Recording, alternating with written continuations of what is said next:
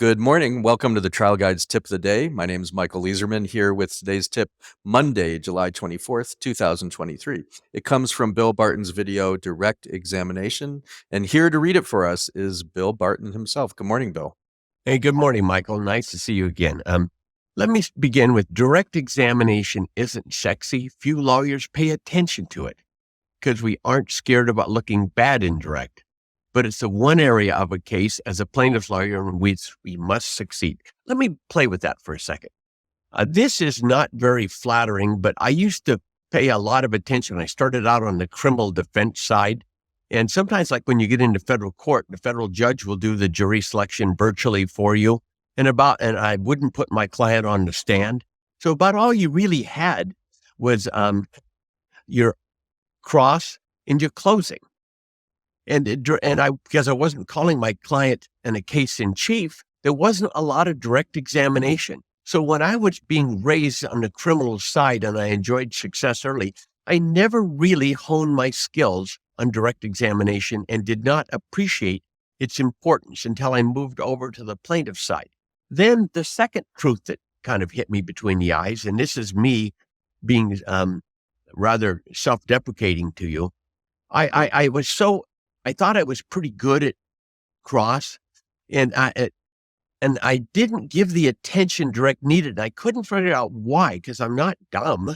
And I'd read people telling me how, and I realized that it was about me. And here was my private truth. If it goes poorly on direct, the witness looks bad. If it goes poorly on cross, I look bad.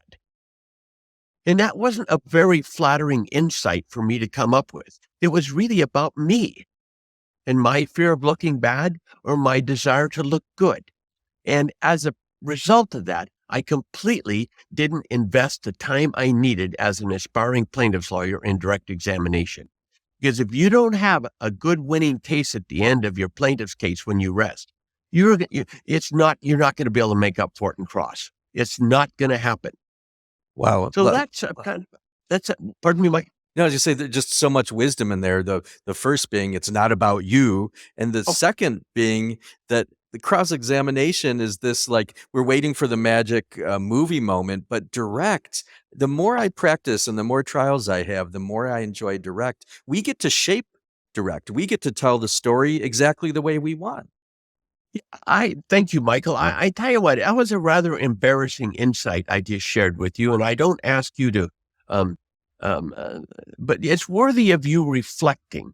The next time when you're preparing on your trial and you're spending so much time on cross and you're investing, back up and take some of that time and move it over to direct, because that's where it's at as a plaintiff's lawyer.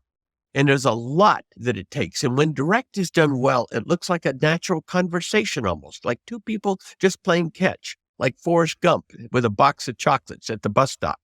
And yet it is so difficult. You can't suggest the answer. You can't look like you're playing to sympathy.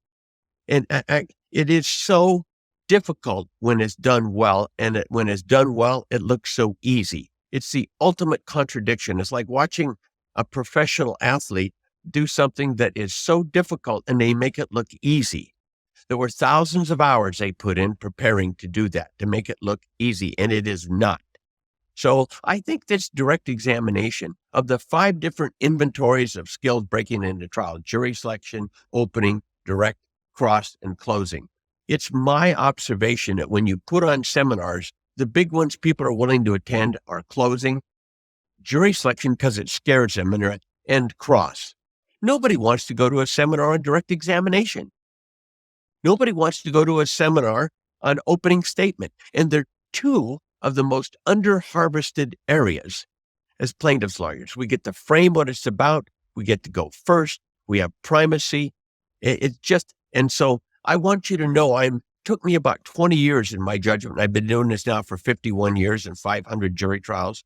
I believe it took me about 20 years to become pretty good at direct. And I was ahead of that in cross, which I shined at early. I was comfortable in jury selection, and I did not appreciate the power of opening statement and direct examination. Wow. Bill, thank you for your wisdom, your passion, your energy. So glad you joined us this morning. Well, thank you, Michael, and thank you, one and all. Let's take a deep breath together and be aware of being alive, being grateful to be alive today.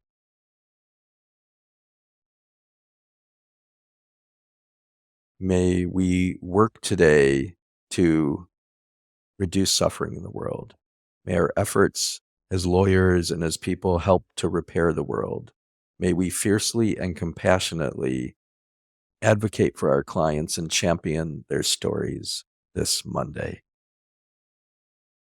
All right, I'm going to ring a bell 3 times now. This can take you into a meditation practice, a prayer practice, or just remind you it's Monday. Go out, do good things, and have fun while you're doing it.